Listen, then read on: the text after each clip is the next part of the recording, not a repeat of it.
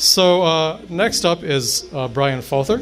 He is a mechanical engineer, thinker, dreamer, and entrepreneur, co-founder and CEO of Future Tech Farm. He's going to talk to us about urban farming. Welcome to the stage.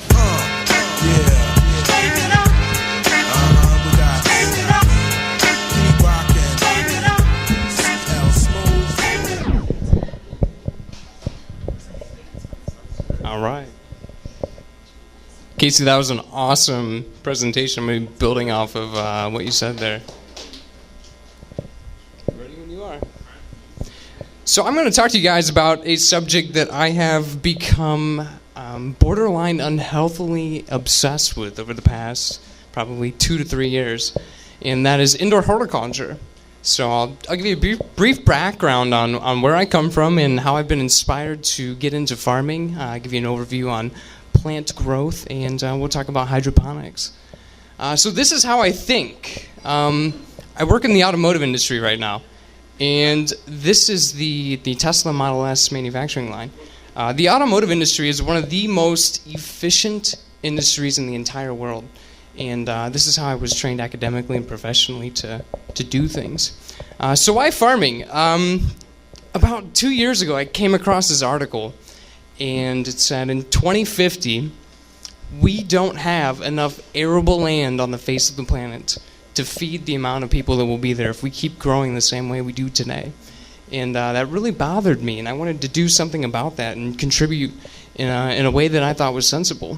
Nothing would do more for the Gulf of Mexico if we just stopped flushing pesticides and synthetic fertilizers right down the drain. All these green areas right here are farms. All the red areas are cities. So let's talk about how plants grow. They're a lot like people. They need their light, their food, their sleep, water. They have a structure just like we have, like a skeleton. And they need support for their roots to hold them up. And this is hydroponics. Epcot, if anybody's been to Disney World, this is the living with the land feature that they have. But hydroponics does exactly the same thing as what plants are grown in the natural environment, and that is provide support and give them direct nutrients that can be meticulously controlled.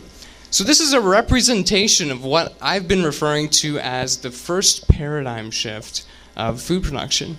Here's where we are now, and here's where we're heading. This is Green Spirit Farms down in New Buffalo, Michigan. I had the chance to work there for a couple months. But if you think about the top picture, think about horse and buggy, and you think about the bottom, and think about the cars we have today. Here's an example of one of the benefits of hydroponics and growing indoors, the intense yields that you get. Providing plants with such an optimal environment to grow allows them to grow faster, allows them to have more nutrients, and provide a better product for the consumer. On the left, you'll see some basil that I bought at Walmart. And on the right, you'll see some of the basil that was grown at Green Spirit Farms indoors. To sum it up, David said it's really crappy outside today, and it definitely is. We'd love to be able to have some fresh basil on a day like this. It's only 18 degrees out. So one of the driving factors of this industry of indoor horticulture is the developments in hydroponics and the hydroponic technology. I sit on the board of advisors for a company called Indoor Harvest, and that's where this picture comes from.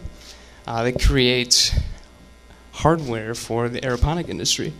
Now, I know when I first said hydroponics, some of you went right here. And that's right. That's where the development has been occurring, is in the cannabis industry. It's not a matter of if, but when. And I think that will fund a lot of the way we eat food in the future. One of the things that we do at Future Tech Farm is come up with mantras. And one of the mantras we have is reassociating the public consciousness of what farming should be. But we need to do that with pesticides too. We need to reassociate people with what pesticides are. In an indoor environment, we use ladybugs, and it's safe, it's environmentally friendly, and we're not flushing it down the drain. How many people have heard of Amazon Fresh? Just a few, okay. Amazon Fresh is a company that obviously it's a subsidiary of Amazon, and you go online and you buy fresh food. This has been running in Seattle for the past 6 or 7 years or so, and it's going to be the way of the future. And the infrastructure is currently being built in cities like Grand Rapids. Amazon actually just bought a 1 million square foot warehouse just outside of New York to cover their warehousing for product. Local Grand Rapids business infrastructure for this type of industry is already growing. How many of you heard of Organicycle or Dorganics? I mean, it's the same type of thing, Uptown Farms. But really what we need to get back to is fighting this battle against the centralization of food production and getting back to where people are growing their food at home. You can buy a mushroom kit like this and sit it on your windowsill and grow mushrooms. And that's where the whole idea of Future Tech Farm has come from, is this concept of decentralizing food production, creating a platform for people to grow food at home. So the concept behind Future Tech Farm is that you would have a personal home grow system. It's kind of like a computer, or a personal computer. You know, back in the 60s, they had these huge mainframes, and you have your little umbilical corded terminal. That's what we're doing with agriculture. We're taking these huge farms and condensing them down to systems that you would have in their home, but we have the ability now to connect these systems through the internet so they can talk to each other and learn from each other. So if you're growing lettuce, and you can grow lettuce in 60 days, and I can only grow lettuce in 45 days, why are you so much more efficient? My system can learn from yours and improve upon my own efficiencies. So in the future, I'm taking this maybe 30, 50 years from now, what is food production going to look like?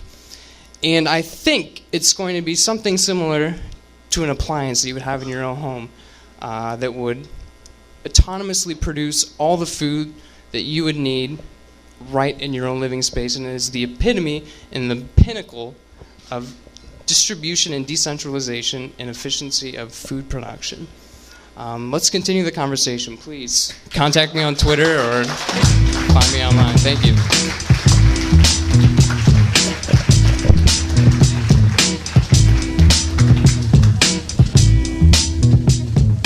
Thank you, Brian. Give it up one more time for Brian.